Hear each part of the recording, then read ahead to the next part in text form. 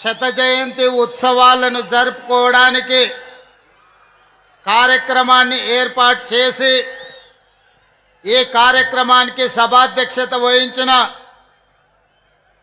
మిత్రులు, నాకు అత్యంత సన్నిహితులు కూనంనేని సాంబశివరావు గారు సభాధ్యక్షత వహించి భారతదేశంలో ఉన్న ఉద్దండులైన కమ్యూనిస్టు నాయకులనే కాకుండా దాదాపుగా 40 దేశాలకు సంబంధించిన కమ్యూనిస్టు నాయకత్వాన్ని ఆహ్వానించి ఈరోజు కమ్యూనిస్టుల కంచు కోట అయిన ఖమ్మంలో వేలాది మంది కమ్యూనిస్టు ఎర్రజెండా సోదరుల సమక్షంలో ఈ అద్భుతమైన కార్యక్రమాన్ని ఏర్పాటు చేసి ఈ దేశంలో మతతత్వ శక్తులకు వ్యతిరేకంగా ఎర్ర జెండా నిటారుగా నిలబడి కొట్లాడుతుంది అని ఈ ఖమ్మం గడ్డ మీద నుంచి నినదించినందుకు మనస్ఫూర్తిగా కామ్రేడ్ సోదరులను నేను అభినందిస్తున్నా. 1925 డిసెంబర్ ఉత్తరప్రదేశ్ కాన్పూర్లో ప్రారంభించిన కమ్యూనిస్టు పార్టీ 100 సంవత్సరాలు పూర్తి చేసుకొని ఈ ఖమ్మం గడ్డ మీద ఈరోజు ఉత్సవాలు జరుపుకుంటూ రాబోయే 100 సంవత్సరాలు పేద ప్రజల కోసం, ఆదివాసీల కోసం, గిరిజనుల కోసం తండాలలో, గూడాలలో, మారుమూల పల్లెల్లో అత్యంత నిరుపేదలైన పేదల కోసం నిరంతరం కొట్లాడుతూనే ఉంటామని, అవసరమైతే తుది శ్వాస వదులుతాము కానీ ఎర్ర జెండను వదలము అని చెప్పి నినదించిన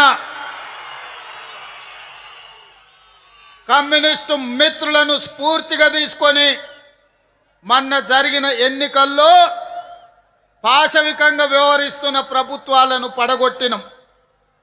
మిత్రులారా, ఈనాడు ఈ వేదిక మీద నుంచి ఈ రాష్ట్రమే కాదు ఈ దేశాన్ని పట్టి పీడిస్తున్న పాశవిక శక్తులను ఓడించడానికి మనం ప్రతిజ్ఞ చేయాల్సిన అవసరం ఉన్నది.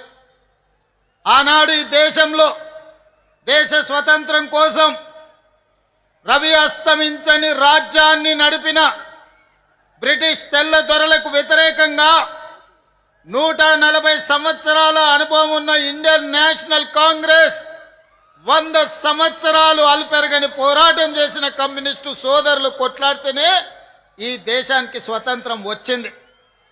స్వతంత్రం వచ్చిన ఈ దేశంలో పేద ప్రజల కోసం తండాలలో, గూడాలలో, మారుమూల పల్లెల్లో ఉన్న ఆదివాసీల కోసం, గిరిజనుల కోసం, బలహీన వర్గాల కోసం, కార్మికుల కోసం, రైతుల కోసం, రైతు కూలి సంఘాల కోసం మీరు నినాదాలు చేసిండ్రు, మీరు పోరాటాలు చేసిండ్రు, మీరు అవసరమైతే ప్రభుత్వం మీద యుద్ధమే ప్రకటించిండ్రు.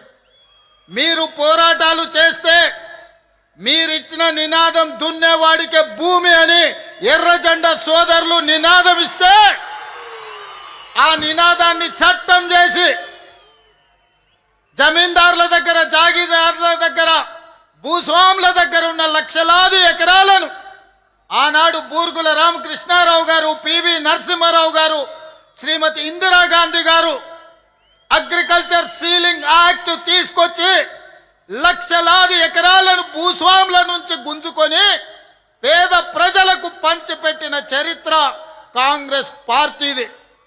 అదేవిధంగా రైతు కూలీలు వెట్టి చాకిరి చేస్తుంటే, దొరల గడీల దగ్గర బానిసలుగా బతుకుతుంటే, వాళ్ళ హక్కుల కోసం వాళ్ళ రక్తాన్ని చెమటగా మార్చి గడీలలో గుమ్మీలు నింపుతుంటే రైతు కూలీ చట్టాలు ఉండాలి, రోజుకు 8 గంటల శ్రమకు కూలి ఇవ్వాలి అని మీరు పోరాటాలు చేస్తే కనీస వేతన చట్టం తీసుకొచ్చి ఆ కార్మికుల కోసం, కర్షకుల కోసం చట్టాలను, శాసనాలను చేసింది కాంగ్రెస్ పార్టీ.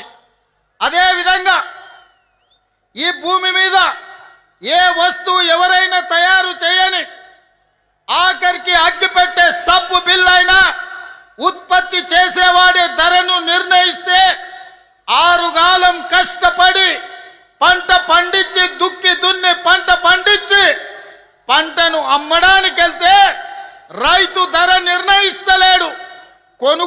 చేసే దళారులు ధరలు నిర్ణయిస్తున్నారని రైతు కూలీ సంఘాలను కట్టి రైతాంగ ఉద్యమాలు మీరు చేస్తే కనీస మద్దతు ధర తీసుకొచ్చి దళారులను అడ్డు తొలగించి చట్టం చేసింది కాంగ్రెస్ పార్టీ.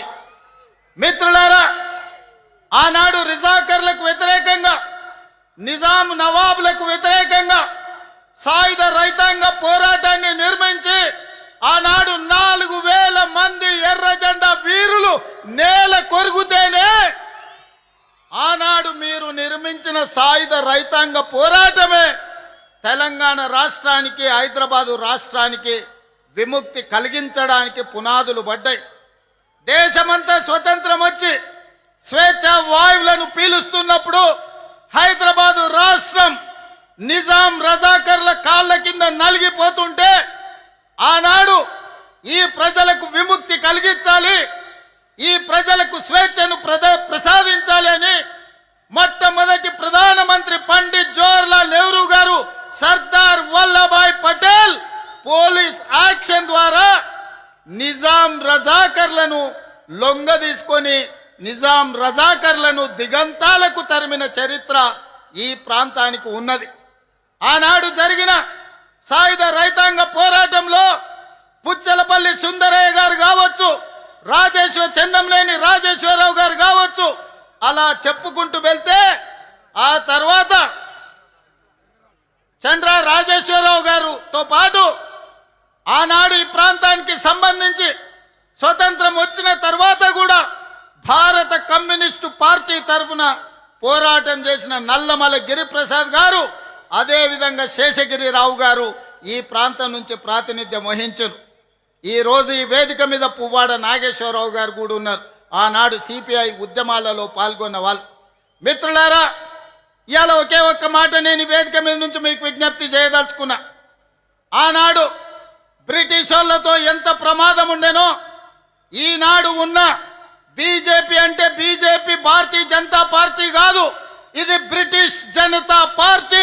బ్రిటిషర్స్ విభజించు, పాలించు, పేదవాళ్ళను అనగదొక్కు అన్న ఆలోచన బ్రిటిషర్స్ నుంచి ఇచ్చిన ఆలోచనతోటే ఈనాడు మనల్ని అణిచివేయాలని చూస్తుంది.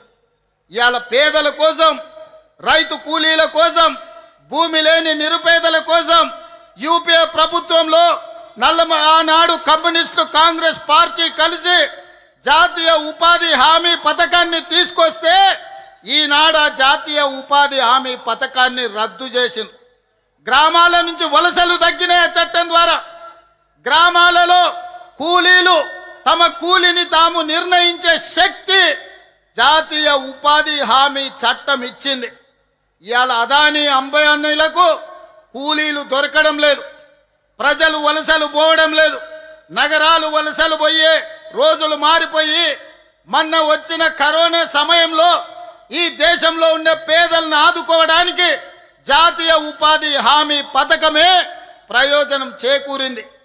ఇవాళ నరేంద్ర మోడీ ప్రభుత్వం జాతీయ ఉపాధి హామీ పథకాన్ని తూట్లు పడిసి నిర్వీర్యం చేసి ఆ పథకాన్ని రద్దు చేయడం ద్వారా మళ్ళీ రైతులు, రైతు కూలీలు గ్రామాలు వదిలి పట్టణాలకు వలసపోయే పరిస్థితి.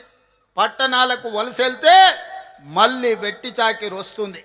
అదానీ అంబానీలకు అగ్వకు సగ్వకు కూలీలు దొరుకుతారు. అందుకే ఈనాడు నరేంద్ర మోడీ గారు ఈనాడు కార్పొరేట్ కంపెనీల చేతిలో కీలు బొమ్మగా మారి జాతీయ ఉపాధి హామీ చట్టాన్ని రద్దు చేసి మళ్ళీ మల్టీనేషనల్ కంపెనీలకు మన హక్కులను తాకట్టు పెట్టే ప్రయత్నం చేస్తున్నాడు. అందుకే మిత్రులారా, ఈనాడు ఈ దేశంలో మొదటి స్వతంత్ర ఉద్యమంలో బ్రిటిషర్స్ని ఈ దేశం నుంచి తరిమినాం. దానితోని మనకు స్వేచ్ఛ వచ్చినట్టు కాదు. నిజమైన స్వేచ్ఛ, కమ్యూనిస్టులు కోరుకున్న స్వేచ్ఛ, దోపిడీ ఆగాలి, పేదలకు మేలు జరగాలి, రైతు కూలీ హక్కులను కాపాడాలనేదే మీ పోరాటం. ఆ పోరాటానికి అండగా నిలబడ్డది కాంగ్రెస్ పార్టీ.